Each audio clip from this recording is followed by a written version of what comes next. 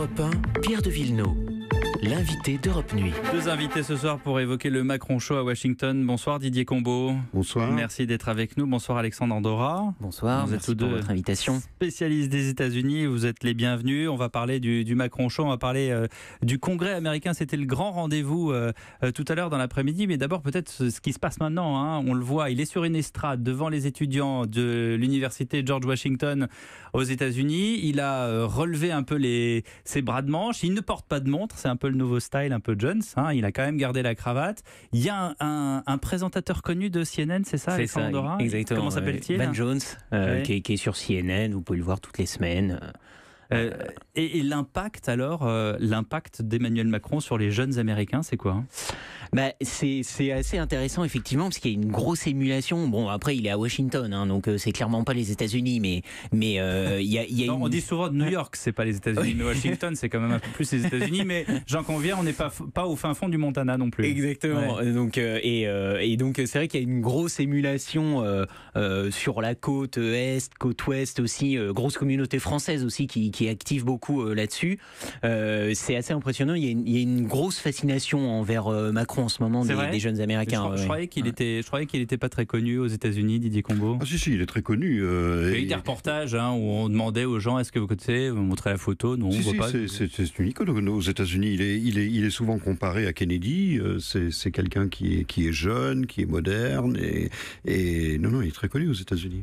Ça dépend de la population que vous interrogez en fait, je pense. Ouais. C'est vraiment ça. Si vous interrogez à New York ou à Washington ou à San Francisco, évidemment, il est très très connu. En tout cas, certains jeunes sont très au fait parce que tout à l'heure, il s'est retrouvé face à une étudiante voilée devant cette même université de George Washington et clairement, elle lui posait des questions. Elle lui disait qu'est-ce qui vous dérange ? What's the problem ? C'est quoi votre problème ? Et donc, on n'entendait pas très bien ce qu'il disait parce qu'il y avait les commentateurs évidemment à la télévision qui montent peut-être par-dessus. Mais voilà, c'est quand même le fait d'arriver devant un panel d'étudiants, c'est important pour lui, pour la France aussi. Oui, et l'université n'est pas choisie au hasard. L'université de George Washington est une des plus anciennes universités des États-Unis.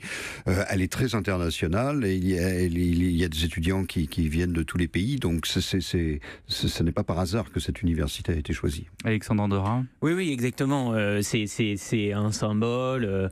C'est une université où il y a aussi beaucoup d'étudiants français. Donc ils sont là aussi. Après, ce qu'il veut en venant dans des événements comme ça, c'est avoir aussi de la contradiction. Donc il devait être assez content d'avoir cette question de l'étudiante voilée. Alors il y a un mot qui revient depuis que l'avion a atterri. J'ai l'impression, mais je parle sous votre contrôle, c'est multilatéralisme. Ce multilatéralisme, Emmanuel Macron a dit, c'est les États-Unis, c'est vous qui l'avez inventé, et pourtant aujourd'hui il n'existe plus.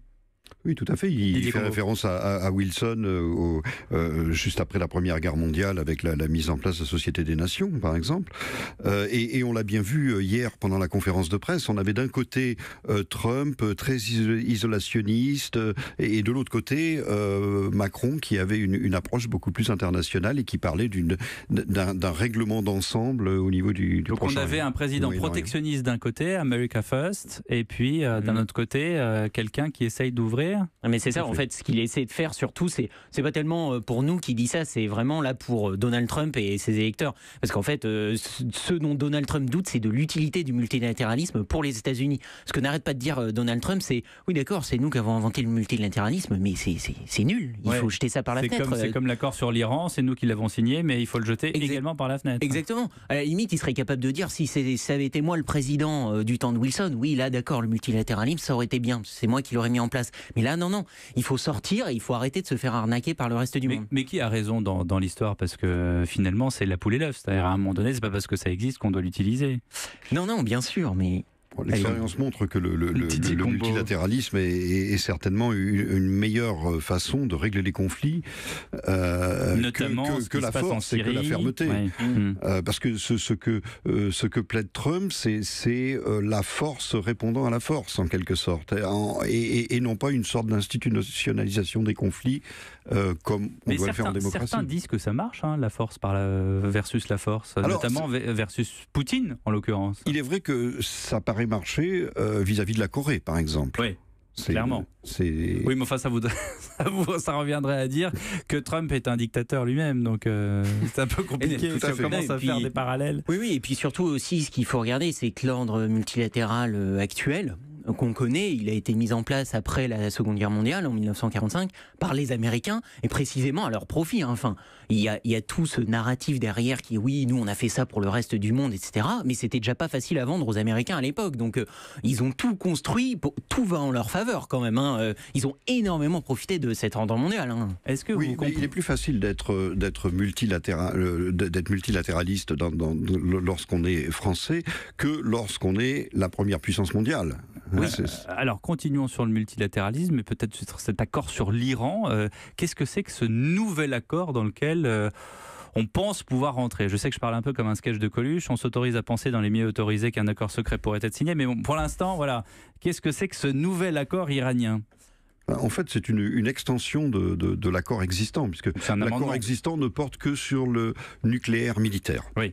Et ce que voudraient les États-Unis, c'est que dans cet accord, on inclut la question des missiles balistiques, qui ne sont pas inclus dans cet accord, que l'Iran est en train de développer, et qu'on inclut également la question du soutien de l'Iran à des groupes terroristes dans la région du Moyen-Orient, et puis que cet accord aille plus loin que 2025, puisque pour l'instant, il ne va que jusqu'à 2025. Mais pourquoi est-ce que Trump dit c'est un accord horrible? Qu'est-ce qu'il y a d'horrible? C'est quoi? C'est la verve de Trump qui exagère toujours tout et qui a envie de tout jeter par la fenêtre Oui, bien sûr, parce que comme l'a dit Macron, cet accord, il n'est pas parfait, mais c'est mieux que rien. Ça évite au moins et en tout cas, la France ne sortira pas de cet accord, il l'a précisé aujourd'hui. Non, bien sûr. Enfin, c'est ça, Trump, il est quand même très très binaire dans son langage, donc soit c'est génial, soit c'est très très très bad. Donc, c'est pouce vers le haut, voilà, ou pouce vers le bas. C'est ça, exactement. Ouais. Et puis il ne faut pas oublier que je pense que ce qui dérange le plus Trump dans l'histoire, c'est quand même que ça a été signé et fait par Obama. C'est quand même le grand truc d'Obama.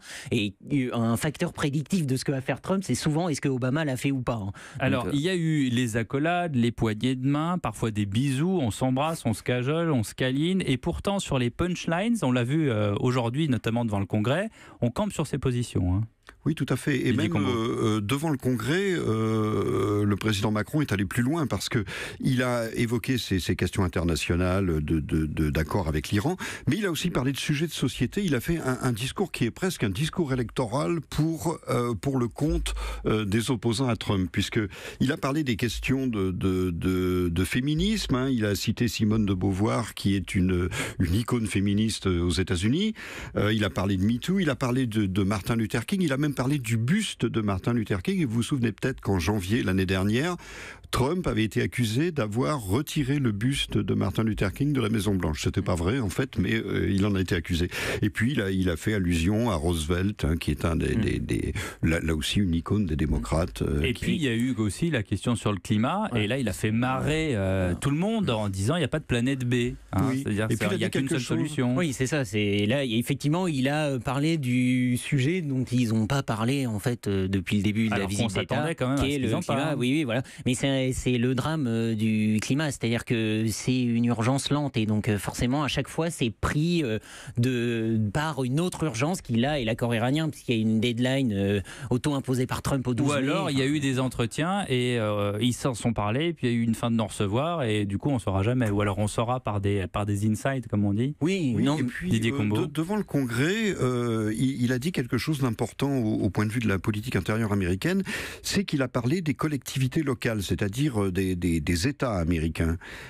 Il y a une douzaine d'États américains. Lorsque Trump a fait sortir les États-Unis de l'accord de Paris, il y a une douzaine d'États américains qui se sont groupés pour former une alliance pour le climat. Donc, il a fait allusion au fait que Trump ne peut pas tout aux États-Unis et que les États et les villes ont aussi leur mot à dire. Question pour vous deux, est-ce qu'il arrive peu à peu à le convaincre? Est-ce qu'il va arriver à le convaincre? Est-ce que ça se voit, ça se pressent? Est-ce que d'après les informations que vous avez, d'après les câbles que vous avez qui arrivent très vite de nos jours, qu'est-ce qui se passe? C'est-à-dire qu'avec Trump, c'est toujours ça peut changer d'une minute à l'autre. Après, honnêtement, il faut pas oublier qu'on est en année électorale aux États-Unis. En novembre, il y a les élections de mi-mandat. Déjà, ça va vite, quand même. Aux États-Unis, ça va très vite. Trump a déjà un directeur de campagne pour 2020, pour l'élection de 2020. Donc, et Donc, on changera d'ici là. Et donc forcément, la semaine prochaine. Voilà. Et donc forcément, de plus en plus, mais c'est déjà la tendance naturelle de Trump qui est de prendre ses décisions de politique étrangère sur des facteurs de politique intérieure. Mais là, de plus en plus, plus novembre va approcher, plus il va prendre ses décisions en fonction de ça. Et faut pas oublier que se retirer de l'accord de Paris sur le climat, se retirer de l'accord avec l'Iran, etc. Tout ça, ça joue en sa faveur auprès de sa base électorale. Mais de retour à Paris, qu'est-ce qui va se passer? On aura fait le show, on aura fait de l'esbrouf, et au final, Trump continuera d'être Trump, ou est-ce qu'on aura quand même un peu changé les choses?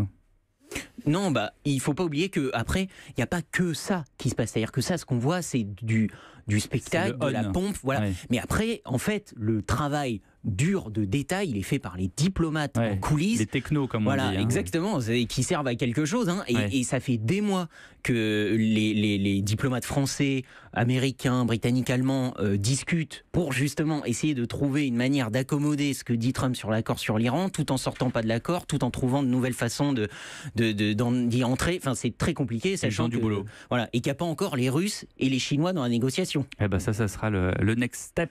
Merci beaucoup. Et que les Iraniens ne sont pas d'accord. Exactement. Ça, on l'avait bien compris. Merci Alexandre Andorra. Je rappelle que vous co-signez Géopolitique des États-Unis aux éditions PUF. Et merci à vous Didier Combaud, dont le titre de votre dernier livre est Police américaine chez Gallimard.